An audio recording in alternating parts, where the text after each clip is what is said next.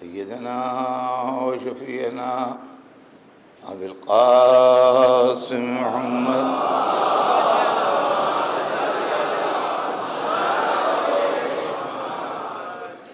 وآله الطيبين الطاهرين المعصومين ولعنة الله على أعدائهم أجمعين من يومنا هذا إلى يوم الدين. أما بعد فقد قال رسول الله صلى الله عليه وآله وسلم إني تارك فيكم الثقلين كتاب الله وعترتي أهل بيتي ما إن تمسكتم بهما لن تضلوا بعدي وإنهما لن يفترقا حتى يردا علي الحوض. صلوات بھیجنے ہیں محمد.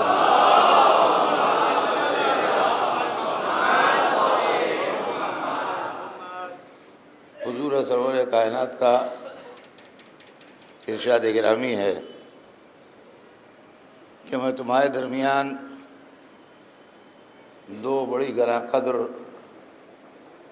اور بڑی قیمتی چیزیں چھوڑ کے جا رہا ہوں، بڑی وزنی چیزیں چھوڑ کے جا رہا ہوں. ایک اللہ کی کتاب ہے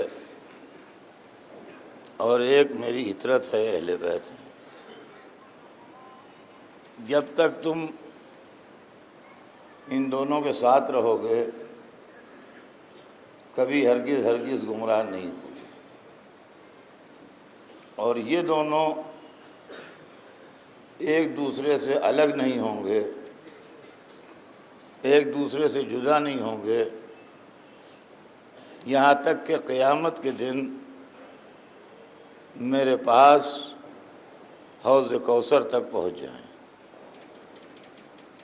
عزیزان گرامی، یہ وہ حدیث ہے جو عالم اسلام میں حدیث ثقلین کے نام سے مشہور ہے، اور اس میں رسول اللہ نے مسلمانوں کو دنیا سے چلتے وقت اپنا ترکہ عنایت فرمایا ہے. جب کوئی بزرگ دنیا سے اڑ جاتا ہے تو بعد والے اس کے خاندان کے لوگ جو ہیں ان کو اس جائیداد میں حصہ ملتا ہے جس جائیداد کو ان کا بزرگ چھوڑ کے گیا ہے. رسول دولت و ثروت نہیں رکھتے تھے، زر و جواہر نہیں رکھتے تھے، خزانے نہیں رکھتے تھے، رسول ہدایت رکھتے تھے. اور رسول جو کچھ بھی رکھتے تھے وہ دین تھا، دیانت تھی، ہدایت تھی، صراط مستقیم اور سچائی کا راستہ. یہ سب حضور کی ملکیت تھا جو لے کے آئے تھے. جب جانے لگے تو ظاہر طور پر جب بھی دنیا سے آدمی جاتا ہے تو اپنے بعد والوں کی فکر ایک فطری بات ہے. ہر باپ جانے سے پہلے اپنی اولادوں کی فکر کرتا ہے، ہر بزرگ جانے سے پہلے اپنے بعد والوں کی فکر کرتا ہے.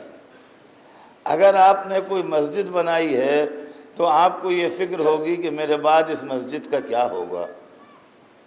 اگر آپ نے کوئی اسکول کھولا ہے تو آپ کو یہ خیال ہوگا کہ میں جب نہیں رہوں گا تو یہ اسکول کیسے چلے گا.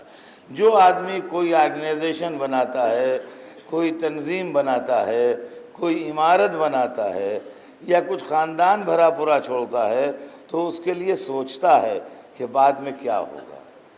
حضور اپنے پیچھے امت چھوڑ رہے ہیں،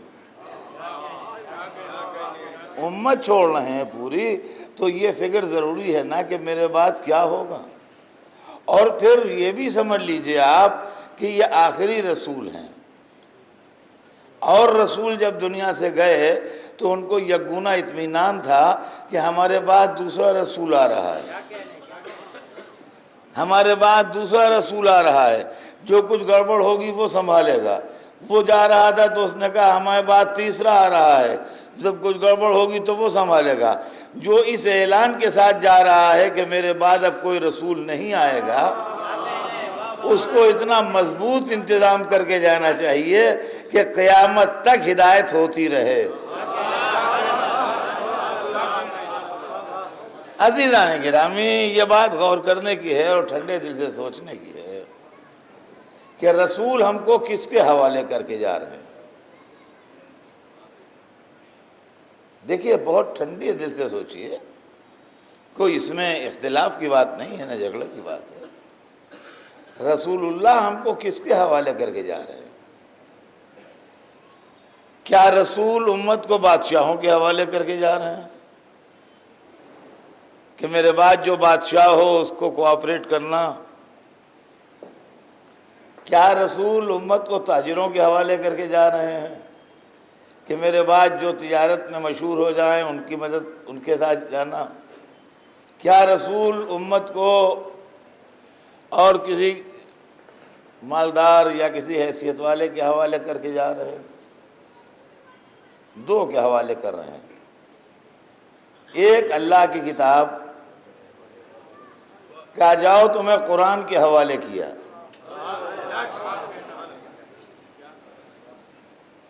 اے میری امت، میں دنیا سے جانے والا ہوں، میری زندگی کے دن تمام ہونے والے ہیں، یہ آفتاب ڈوبنے والا ہے، یہ روشنی ختم ہونے والی ہے، لہذا گھبرا نہ جانا اندھیرے میں، ہم تمہارے پاس قرآن کی روشنی دے کے جا رہے ہیں۔ قرآن کی روشنی میں تم اپنا راستہ طے کرنا۔ قرآن اللہ کی کتاب ہے، قرآن اللہ نے بھیجا ہے، قرآن کسی انسان کا کلام نہیں ہے، قرآن بندے کا کلام نہیں ہے۔ قرآن میں ہر وہ بات کہی گئی ہے جو انسانی فلاح کے لیے ہے، انسانی بہبود کے لیے ہے، انسانی کامیابی کے لیے ہے، انسانی اچھائی کے لیے ہے۔ قرآن میں ہر وہ بات کہی گئی ہے جس سے انسان کا اخلاق سنورتا ہے، کردار سنورتا ہے، زندگی سنورتی ہے، دنیا سنورتی ہے اور آخرت سنورتی ہے۔ کیا میں تمہیں قرآن کے حوالے کر کے جا رہا ہوں؟ لیکن قرآن کتاب ہے، کتاب کا انٹرپریشن الگ الگ ہو سکتا ہے، کتاب کا انٹرپریشن الگ الگ ہو سکتا ہے۔ میں یہ کہتا ہوں کہ اس جملے کا مطلب یہ ہے، آپ کا خیال ہے کہ اس جملے کا مطلب یہ ہے، اس کو اس سے ملا کے پڑھیے تو یہ مطلب نکلتا ہے، ان کا نہیں، یہاں ملا کے نہ پڑھیے، الگ الگ پڑھیے تو یہ مطلب نکلتا ہے۔ لہذا کتاب کے لیے ضرورت اس بات کی ہے کہ ایک مدرس بھی ہو جو بتائے کہ کتاب میں لکھا کیا ہے۔ کتاب کے لیے کوئی مدرس بھی ہو جو یہ بتائے کہ کتاب میں لکھا کیا ہے،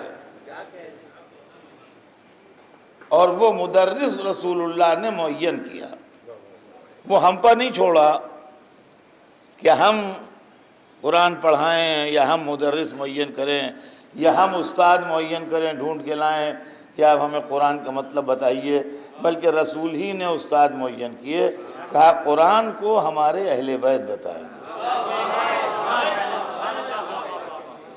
قرآن کو بتانے والے ہمارے اہل بیت ہوں گے، اہل بیت کے ذریعے قرآن سمجھ میں آئے گا۔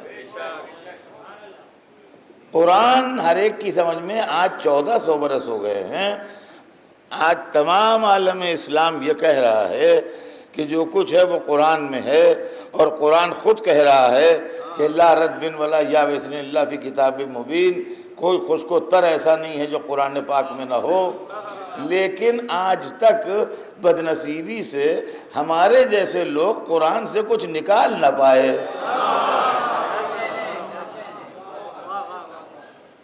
قرآن سے کچھ نکال نہ پائے کہ بھائی یہ ہم نے قرآن سے معلوم کر لیا، ہے سب کچھ قرآن میں، مگر چونکہ ہماری لیاقت کم ہے، اس میں قرآن کا قصور نہیں ہے، ہمارا قصور ہے۔ دیکھیے عزیزان گرامی، بات سمجھیے کیا ہے.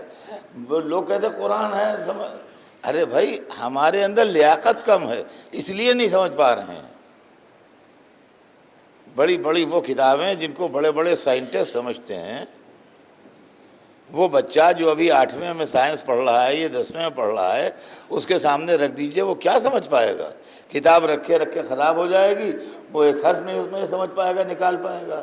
تو اس میں کتاب کا قصور تھوڑی ہے، اس میں بچے کے علم کی کمی کا قصور ہے کہ جو کتاب کا لکھا نہیں سمجھ پا رہا ہے اس لیے کہ اس کے بعد لیاقت نہیں ہے. تو قرآن کا قصور نہیں ہے کہ جو سمجھ میں نہیں آتا، ہماری امت کا قصور ہے جو سمجھ نہیں پاتی.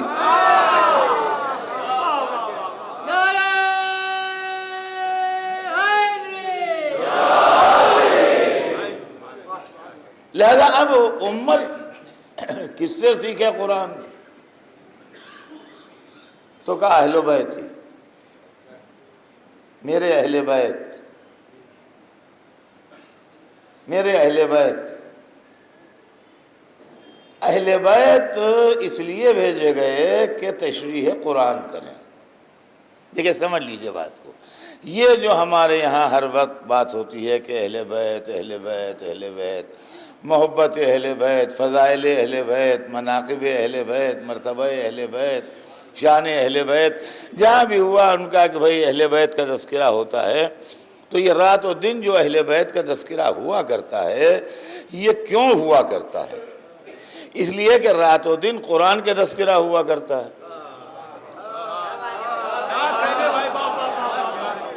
آپ کہیں گے کہاں قرآن کا تذکرہ ہوا کرتا ہے؟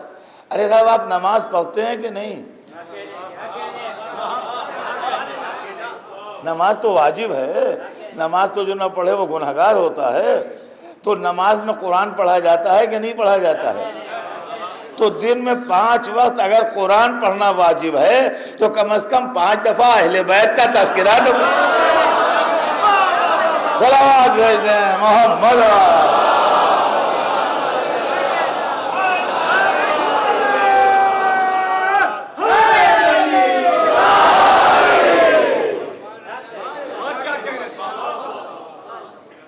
قرآن سبحان اللہ، اللہ کا کلام، اللہ کا ارشاد، اللہ کی کتاب.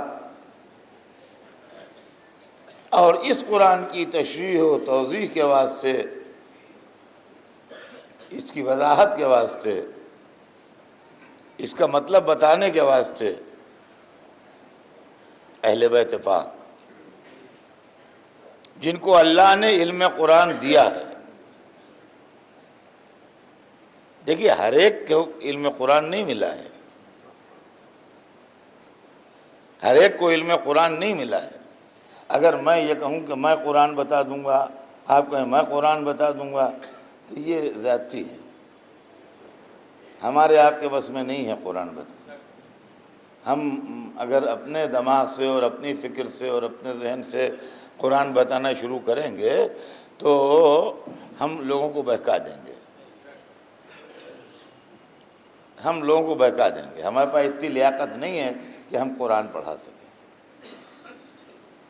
قرآن کی ٹیکسٹ تو پڑھا دیں گے، مگر جو مطلب ہے قرآن کا، جو اسپرٹ ہے قرآن کی، جو باتیں قرآن کہہ رہا ہے، وہ ہم نہیں بتا پائیں گے. اس لیے نہیں بتا پائیں گے کہ ہماری لیاقت کم ہے، ہمارے پاس علم کم ہے، اس لیے ہم نہیں بتا پائیں گے. اچھا قرآن نے اس کو منع بھی کیا ہے. ارشاد ہو رہا ہے ما یعلم تاویلہ الا اللہ والراسخون فی العلم. قرآن نے محدود کر دیا کہ اس کی تعویل جو ہے یہ تو اللہ کو معلوم ہے. جو کچھ قرآن میں لکھا ہے، کیا لکھا ہے، جس کا کلام ہے یہ تو اس کو معلوم ہے. جو کچھ قرآن میں ہے، جو مطلب ہے قرآن میں، یا تو اللہ کو معلوم ہے. ظاہر ہے کہ اس کا کلام ہے تو اس کو معلوم ہوگا، جس کا کلام ہے اس کو تو معلوم ہے. لیکن بندوں میں کسی کو معلوم ہے؟ تو کہا بندوں میں سب کو نہیں معلوم ہے. والراسخون فی العلم، ان لوگوں کو معلوم ہے جو علم کے اندر اترے ہوئے ہیں. والراسخون فی العلم، جو علم کے اندر اترے ہوئے ہیں ان کو معلوم ہے، علم کے اندر اترے ہوئے ہیں۔ اللہ اکبر، یہ جملہ ہے، یہ الہی جملہ ہے، قرآن کا لفظ ہے، جو علم کے اندر اترے ہوئے ہیں۔ کچھ بندے ایسے ہیں جو علم کے اندر اترے ہوئے ہیں۔ ہمارے جیسوں کو آپ یہ نہ سمجھ لیجیے گا کہ ہم علم کے اندر اترے ہوئے ہیں، ہم علم کے اندر اترے ہوئے نہیں ہیں۔ ہم جب پیدا ہوئے تھے تو جاہل تھے، بالکل جاہل تھے۔ ایک ایک لفظ سکھایا گیا تو ہم نے سیکھا، ایک ایک جملہ پڑھایا گیا تو ہم نے پڑھا،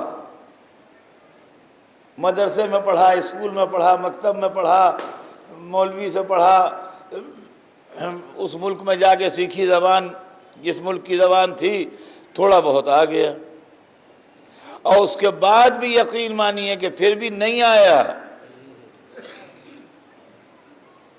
یہ مجمع جو میرے سامنے بیٹھا ہے یہ سب انڈین ہیں، یہ جو مجمع میرے سامنے ہے یہ سب انڈین ہیں۔ بہتر سے بہتر عربی آپ ان کو پڑھوا لیجئے، اچھے سے اچھے عرب استاد سے پڑھوا لیجئے، مشہور ہو جائیں کہ بہت عمدہ عربی جانتے ہیں، لیکن انڈینسی کہیں گے کہ بہت عمدہ عربی جانتے ہیں۔ جب خالص عربوں میں بٹھائیے گا تو 2 منٹ میں پکڑے جائیں گے کہ عرب نہیں ہیں۔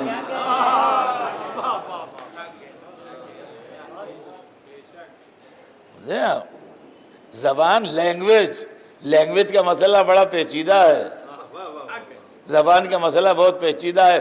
ہماری زبان برباد ہو گئی لکھنؤ کی، ہم بولتے نہیں ہیں وہ زبان مگر جانتے ہیں۔ ہم 1 منٹ میں پہچان لیتے ہیں کہ لکھنؤ والا ہے کہ باہر والا ہے۔ جہاں 2 منٹ بات کی، خیریت پوچھی، مزاج پوچھا، وہیں پتہ لگ گیا کہ کہاں والا ہے یہ۔ زبان ایسی بات ہے کہ جو خود بتا دیتی ہے، کسی کو کہنے کی ضرورت نہیں پڑتی۔ سمجھے آپ؟ تو قرآن کیا سمجھیں گے ہم؟ جب لکھنؤ کی زبان اور دلی کی زبان نہیں بول پاتا آدمی تو اللہ کی زبان کیا بولے گا؟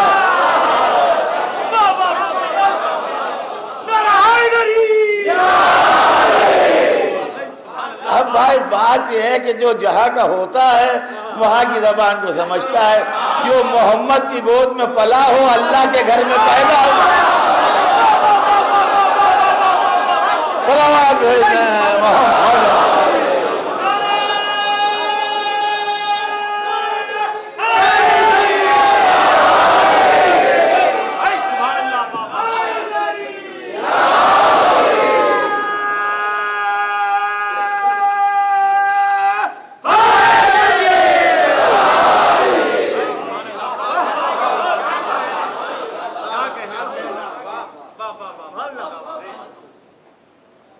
محمد کی گود کا پلا ہوا ہو اور اللہ کے گھر کا پیدا ہو،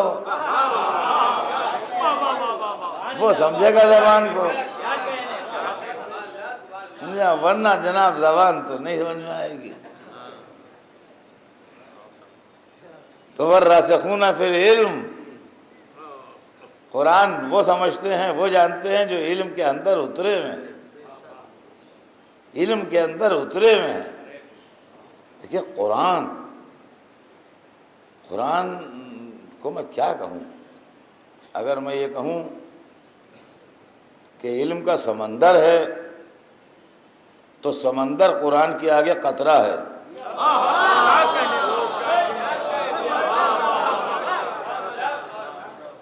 لفظ ہی نہیں ہیں ادائے مطلب کے لیے، لفظوں کا دم ٹوٹ جاتا ہے۔ کن لفظوں میں کہا جائے قرآن کے علم کو؟ قرآن کی ایک آیت کے مقابلے میں ساری دنیا کے سمندر پانی پانی ہیں جی۔ تو جو علم کے اندر اترا وہ ہو، اور علم آپ جانتے ہیں کیا ہے؟ قرآن کا ایک نام علم بھی ہے۔ قرآن کے بہت سے نام ہیں، ہم لوگ عام طور سے اس نام سے واقف ہیں، اور ہم زبان کے اوپر جو زبان جاری ہے ہمارے نام وہ کہ قرآن پاک، قرآن مجید، لیکن قرآن کے اندر بہت سے نام ذکر ہیں۔ ان میں قرآن کا ایک نام علم بھی ہے۔ قرآن کا ایک نام علم۔ اب آپ کہیں گے کہاں پر یہ ذکر ہے، تو میں حوالہ بھی دے دوں، آیہ مباہلہ پڑھیے۔ فَمَنْ حَاجَّ فِيهِ مِنْ بَعْدِ مَا جَاءَكَ مِنَ الْعِلْمِ، اب بھی اگر آپ سے لوگ کٹ حجتی کرے جبکہ آپ کے پاس علم آ چکا، تمام مفسر کہتے ہیں علم سے مراد قرآن ہے، علم سے مراد قرآن ہے، تو قرآن کا ایک نام علم ہے۔ وَالرَّاسِخُونَ فِي الْعِلْمِ، وہ جو قرآن کے اندر اترے ہوئے ہیں۔ اب قرآن میں تلاش کیجئے کس کے روٹی دینے کا تذکرہ ہے، کس کے انگوٹھی دینے کا تذکرہ ہے۔ صلوات بر محمد۔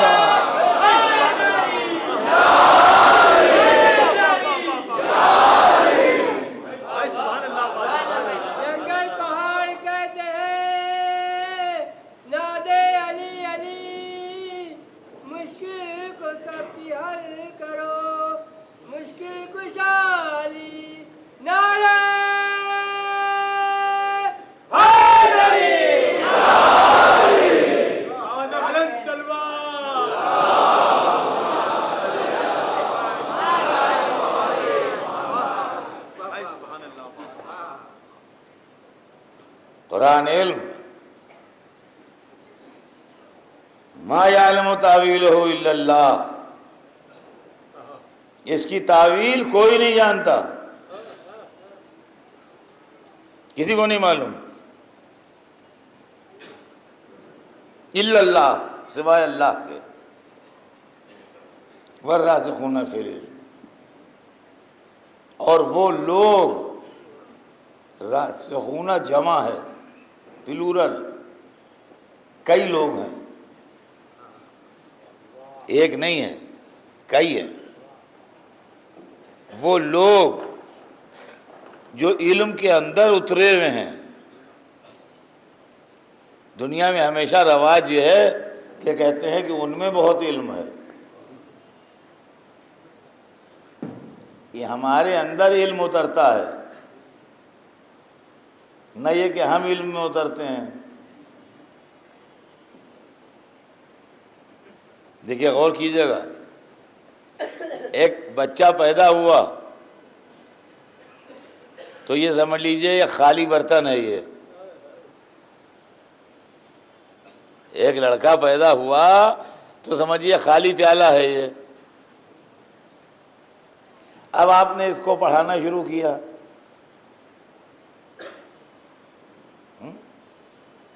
تو اس کے اندر علم آنے لگا۔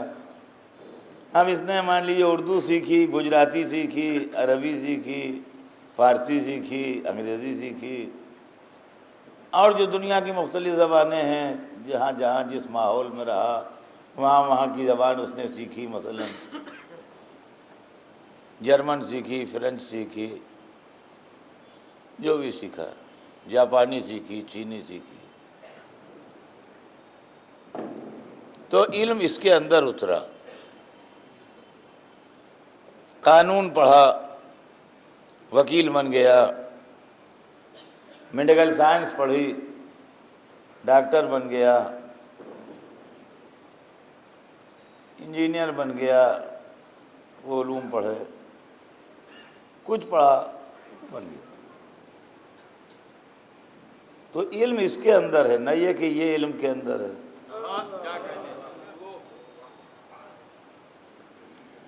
اب جتنا ایک آدمی میں علم سما سکتا ہے اتنا ہے اس میں،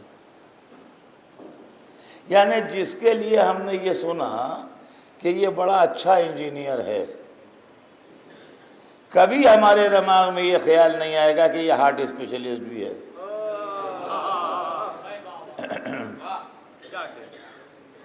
اور کبھی ہمارے دماغ میں یہ بھی خیال نہیں آئے گا کہ یہ بڑا اچھا فوجداری کا وکیل بھی ہے، انجینئر ہے، اور جو وکیل ہے وہ انجینئر نہیں ہے،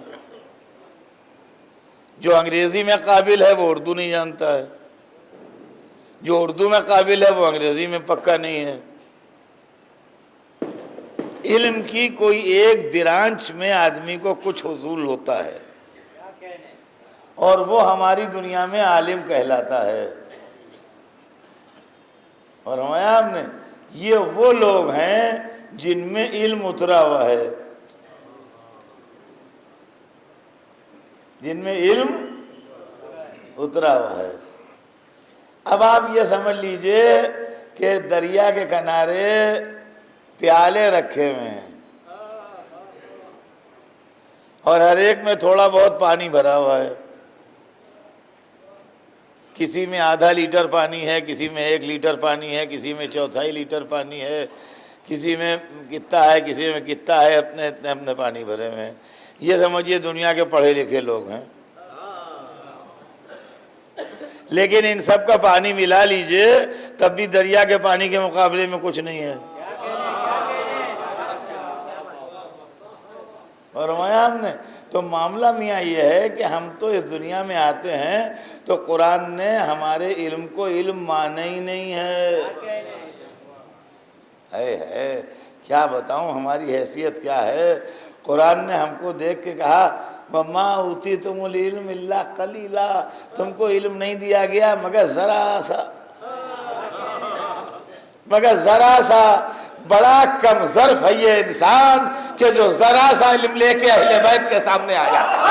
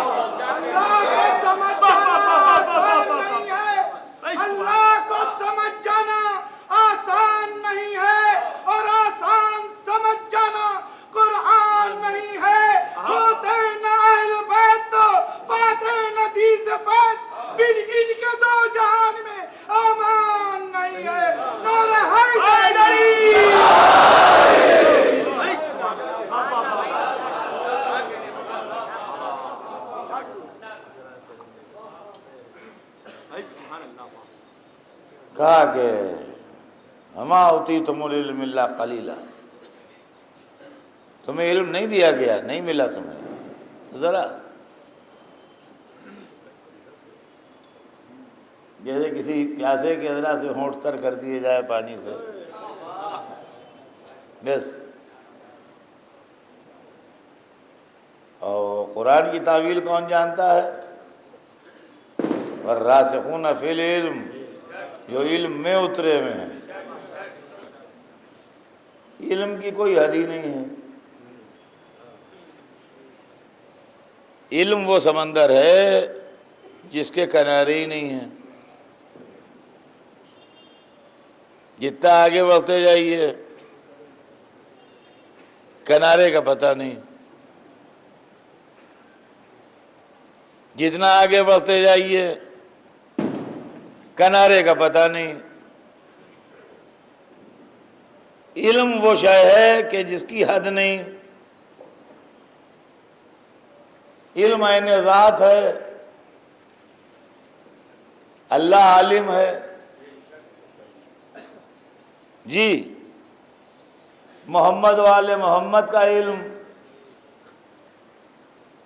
کوئی حد نہیں علم کی۔ کائنات میں جو رنگا رنگی ہے علم کی وجہ سے، ہواؤں میں انسان کی پرواز علم کی وجہ سے، سمندروں میں راستے تلاش کرنا علم کی بدولت، اسپتالوں میں بیماروں کا علاج علم کی رونق، تحقیقات کا آگے بڑھنا علم کی وجہ سے، موبائل فون علم کی ایجاد، لیپ ٹاپ علم کی ایجاد، نہ جانے کتنی چیزیں علم ابھی ایجاد کرتا جائے گا۔ یہ ذرا سا علم ہے جو یہ سب کر رہا ہے، یہ ذرا سا علم ہے جو یہ سب کر رہا ہے۔ تو ذرا سے علم کے تو یہ کرشمے ہیں کہ دنیا محو حیرت ہوئی جا رہی ہے، ستاروں پہ جا رہا ہے، خلا میں گیا آدمی تو ایک دھوم ہو گئی۔ ہماری نوجوانی تھی کہ آدمی اسپیس میں چلا گیا، دوسری جست میں وہ چاند پہ چلا گیا، تیسری جست میں مریخ پہ چلا گیا، اب پتہ نہیں کہاں کہاں جائے۔ یہ ذرا سے علم کی برکت ہے کہ جو آدمی ستاروں پہ جاتا ہے، اور بہت سا علم مل جائے تو ستارے کو ڈیڑھی پہ بلاتا ہے۔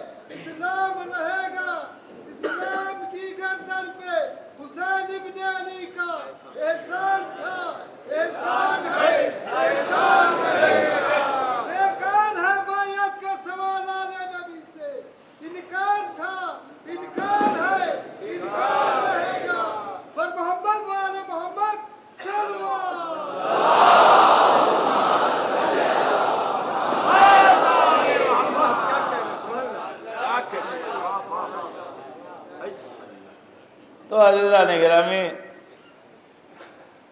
یہ ہے علم،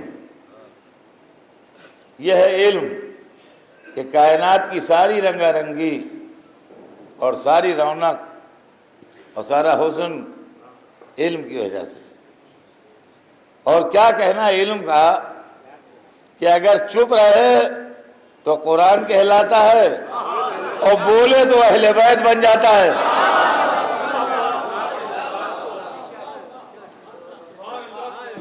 یہ ہے میں تو والراسخون فی العلم، اور وہ لوگ کہ جو علم کے اندر اترے ہوئے ہیں، علم کے اندر راسخ ہیں۔ اب علم کے اندر اترے ہوئے ہیں، یہ کیا مطلب ہو؟ دیکھیے علم کی کوئی حد نہیں ہے۔ ایک آدمی پیاسا ہے، اب ہم مثال سنیے اور بات آگے بڑھے۔ ایک آدمی پیاسا ہے اور وہ دریا کے پاس گیا ہے، اور دریا سے اس نے چلو بھر بھر کے وہ پانی پینا شروع کیا، یہاں تک کہ وہ بہت پیاسا تھا۔ جتنا اس کی پیاس تھی اس نے پانی پی لیا۔ کچھ اندازہ ہے آپ کو کہ اس نے کتنا پانی پیا؟ ایک پیاسے آدمی نے جب دریا کنارے پہنچا اور پانی پیا وہاں، تو کچھ آپ اندازہ لگا سکتے ہیں کہ اس نے کتنا پانی پیا؟ 1 لیٹر پی لیا ہوگا، 1.5 لیٹر پی لیا ہوگا، اس سے زیادہ ایک آدمی پانی پی نہیں سکتا۔ یعنی ایک آدمی کے اندر یہ ممکن نہیں ہے کہ وہ 10 لیٹر پانی پی جائے ایک وقت میں۔ 10 لیٹر پانی ایک آدمی ایک وقت میں بیٹھ کے پی جائے ایک سٹنگ میں، یہ نہیں ہو سکتا ہے۔ بہت پیاسا ہے، بہت پیاسا ہے، بہت پیاسا ہے تو 1 لیٹر پی جائے گا، یا 1 لیٹر سے تھوڑا سا زیادہ پی جائے گا، بس یہ ہمارا علم ہے، یہ علم انسان ہے۔ بھئی 1 لیٹر پی لیا، چھک کے پی لیا، دل بھر کے پی لیا، جتنا پی سکتے تھے اتنا پی لیا، اور پی کے اٹھ کھڑے ہوئے اور دریا بہہ رہا ہے۔ یہ تو ہماری پوزیشن ہے۔ اور والراسخون فی العلم کتنے کون لوگ ہیں؟ تو ہم نے کتنا پانی پیا؟ ان کا بھائی میکسیمم اگر پیا ہوگا تو 1.5 لیٹر، یہ بھی ہم حد سے سوا بتا رہے ہیں، 1.5 لیٹر آدمی پی نہ پائے گا ایک وقت، 1 لیٹر یا 1 لیٹر سے 1 گھونٹ زیادہ پی لیا ہوگا، لیکن چلیے ہم مانے لیتے ہیں کہ اس نے 1.5 لیٹر پانی پی لیا۔ تو دریا بہہ رہا تھا گنگا، اور اس نے 1.5 لیٹر پانی پی لیا اس میں سے، تو کہتے ہیں خوب چھک کے پی لیا، سیراب ہو کے پی لیا، خوب پانی پی لیا۔ اور دوسرا آدمی اسی دریا میں نہا رہا ہے، یہ کتنے پانی میں ہے؟ 1 لیٹر پانی میں نہا رہا ہے کہ 2 لیٹر پانی میں نہا رہا ہے کہ 2000 لیٹر پانی میں نہا رہا ہے کہ 2 لاکھ لیٹر پانی میں نہا رہا ہے؟ یہ دریا کے اندر جو پیر رہا ہے گنگا کے اندر، یہ کتنا پانی ہے جس کے اندر پیر رہا ہے؟ عزیزان گرامی، ہم میں اور اہل بیت میں فرق یہ ہے کہ علم ہمارے اندر ہے، یہ اہل علم کے اندر تھے۔ والراسخون فی العلم، تو عزیزان گرامی قرآن علم ہے، اور اہل بیت وہ ہیں کہ جن کے ذریعے سے علم بڑھتا ہے اور تقسیم ہوتا ہے۔ یہ میں نے تمہید کے طور پر آج آپ کے سامنے صرف یہ کہا کہ رسول اللہ پر الزام کوئی نہ دے کہ وہ ہم کو ہدایت کا راستہ بتا کے نہیں گئے۔ انہوں نے نہایت واضح الفاظ میں، نہایت کلیئر کٹ ہدایت کا راستہ بتا دیا ہے۔ اب ہم مانیں یا نہ مانیں، ہم سمجھیں یا نہ سمجھیں، ہم اس کو ایکسیپٹ کریں یا نہ کریں، حکومت کی تمنا، دولت کی خواہش، اقتدار کی ہوس، زر و جواہر کی آرزو ہم کو مذہب سے دور کر دے۔ قرآن صرف قسم کھانے کے لیے رہ جائے، اہل بیت کا نام صرف نام لینے کے لیے رہ جائے، تو یہ ہمارا اپنا فعل ہے، اور اس سے اسلام اور مذہب اور شریعت بدنام ہوتی ہے۔ ورنہ اسلام کو بچانے والے اور دین کو سنبھالنے والے رسول کے اہل بیت رہے، جنہوں نے ہر وقت خطروں اور مصیبتوں میں، پریشانیوں میں، حکومتوں سے ٹکرا کے، جانیں دے کے، زہر کے پیالے پی کے، اولادوں کو قربان کر کے دین کو بچایا۔ عزیزان گرامی، آج محرم کا چاند فلک پر نمودار ہو گیا۔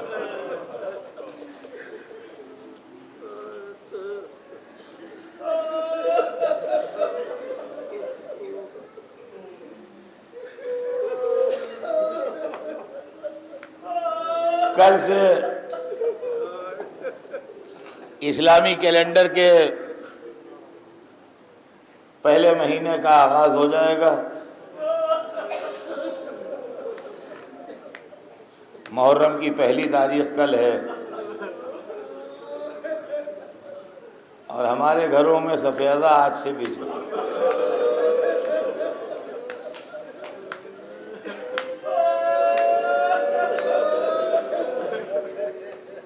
چاند رات آ گئی، ہمارے گھر میں حسین مہمان آ گئے۔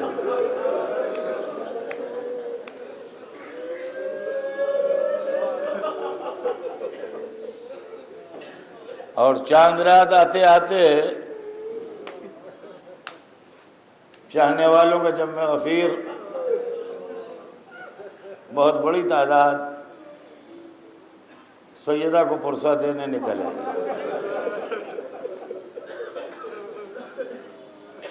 عزیزان گرامی، کربلا جس کی یاد آپ منائیں گے اور جس کی یاد آپ مناتے آئے ہیں، یہ ایک معجزہ ہے، اور یہ ایک ایسا معجزہ ہے کہ اس کا شمار ان معجزوں میں نہیں ہے کہ سورج کا پلٹ آنا یا دریا کا راستے دے دینا یا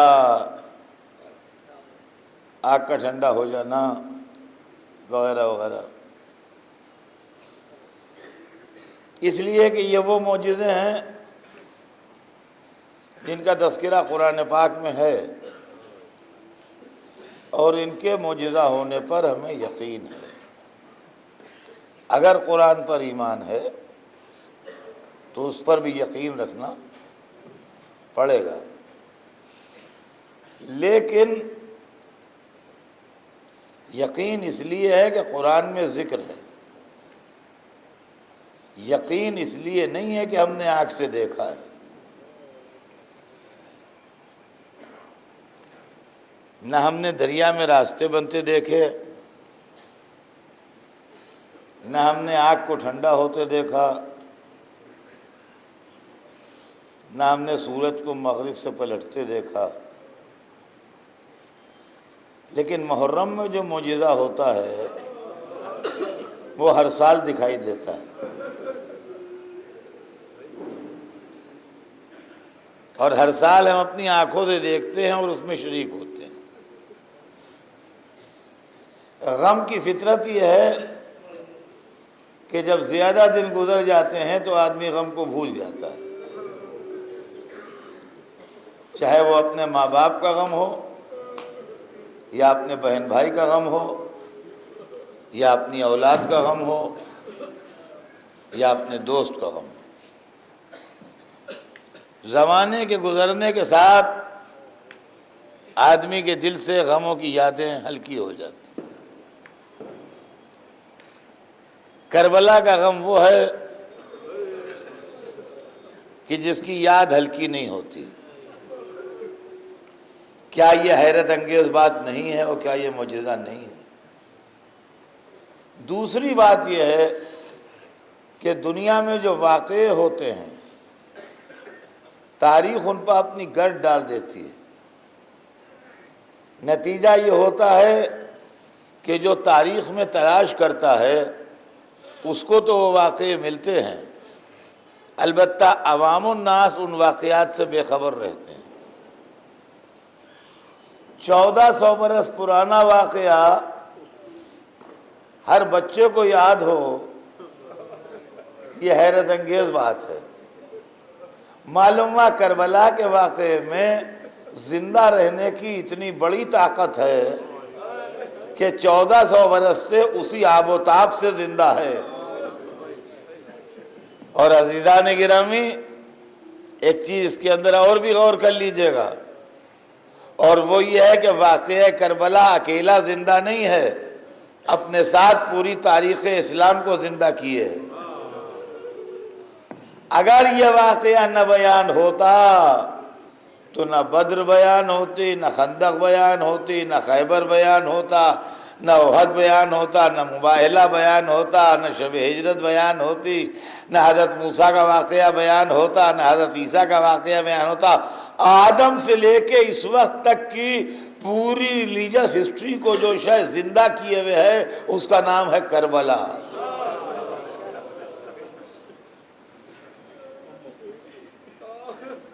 جو آپ کو ہر سال سننے کو مل جاتے ہیں واقعات، اخلاقی باتیں، مذہبی باتیں، فقہی باتیں، تاریخی باتیں، یہ صرف کربلا کی وجہ سے۔ محرم کا چاند فلک پر نمودار ہو چکا ہے، یہی وہ چاند ہے جس میں فاطمہ کا چاند ڈوب گیا۔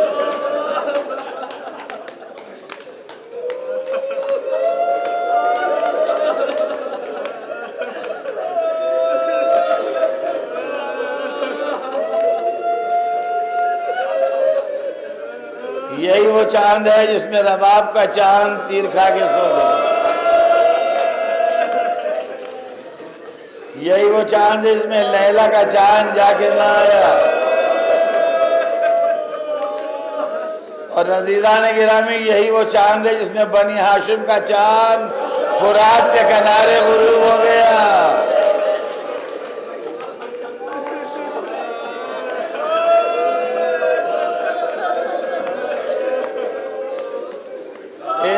آسمان پر نکلنے والے محرم کے چاند، فاطمہ کے چاندوں کا پرسہ لے لے۔ محمد کے گھرانے کے چاند تجھ میں غروب ہو گئے، اخلاق و انسانیت کے چاند تجھ میں ڈوب گئے، وفا و مروت کے چاند ہمیشہ کے لیے سو گئے۔ عزیزان گرامی، محرم کی آج چاند رات ہے۔ ابھی حسین کا قافلہ کربلا نہیں پہنچا ہے، ابھی یہ قافلہ راستے میں ہے۔ کل پہلی محرم وہ تاریخ ہے کہ جب امام عالی مقام کے ناصروں نے تکبیر کا نعرہ بلند کیا تو کسی نے پوچھا کہ کیا بات ہے؟ کہ ہم کسی بستی میں پہنچنے والے ہیں، سامنے کچھ کھجور کے درخت دکھائی دے رہے ہیں۔ امام نے نظر اٹھائی اور نگاہ امامت کبھی دھوکہ نہیں کھاتی۔ فرمایا تم غلط سمجھ رہے ہو، بستی نہیں ہے، یہ لشکر آ رہا ہے ہماری طرف، اور یہ نیزوں کی انیاں ہیں جن کو تم کھجور کے درخت سمجھ رہے ہو۔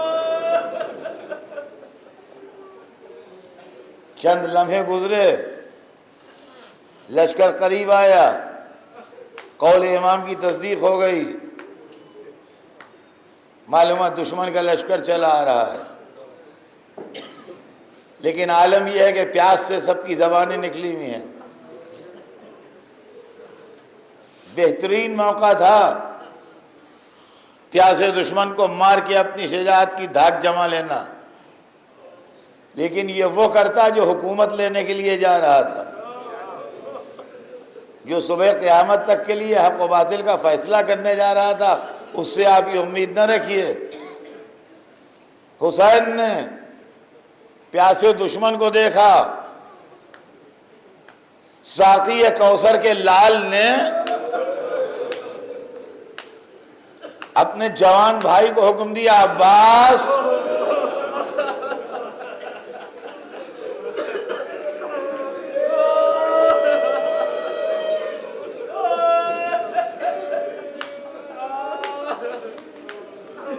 بھیا یہ پیاسے بہت ہیں، ان کو پانی پلاؤ۔ انکنڈیشنل، غیر مشروط۔ مشکیں کھلنے لگیں، دشمن پانی پینے لگا، اکھڑی ہوئی سانسیں قابو میں آنے لگیں، وہ زبانیں جو پیاس سے باہر نکل آئی تھیں وہ دہان میں واپس چلی گئیں۔ ایک شخص مہاجر ابن اوس، تاریخ میں اس کا نام لکھا ہے، وہ کہتا ہے کہ میں اتنا پیاسا تھا کہ جب مجھ کو پانی کی مشق دی گئی تو میں نے بوکھلا کے اس طرح کھولی کہ سارا پانی گر گیا، میں نہیں پی پایا۔ کہا فوراً آدمی نے مجھے دوسری مشق دی، میں وہ مشق بھی نہ پی سکا، اس کا پانی میں نے ضائع کر دیا، ایسی بوکھلاہٹ تھی مجھے۔ کہتا میں نے دیکھا کہ ایک صاحب کرسی پہ بیٹھے ہوئے تھے، وہ خود اٹھے، انہوں نے ایک مشق اتاری، اس کا دہانہ کھولا اور بڑے پیار سے اپنے ہاتھ سے مجھے پانی پلایا۔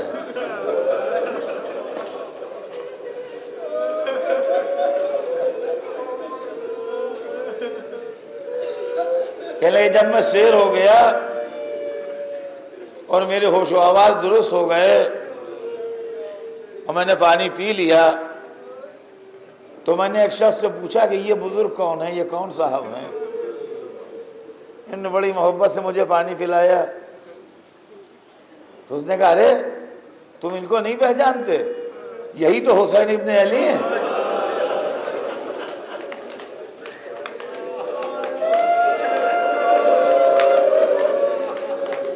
نوازہ رسول، ساقی کوثر کے دلبند حسین یہی ہیں۔ میں کہوں گا ہاں، پہلی محرم کو حسین دشمن کو پانی پلا رہے تھے، 10ویں محرم کو حسین علی اصغر کو ہاتھوں میں لیے کھڑے۔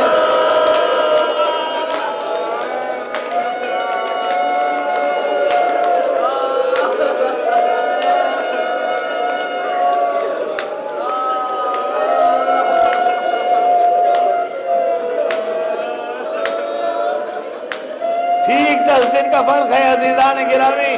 پہلی محرم کو دشمن کو جس نے پانی پلایا، 10ویں محرم کو اپنے 6 مہینے کے بچے کو لیے کھڑا تھا۔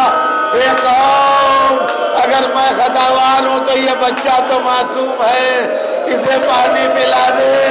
ایک 3 بھال کا تیر آیا، علی اصغر کے گلے پر لگا، بچے کو حسین نے گلے سے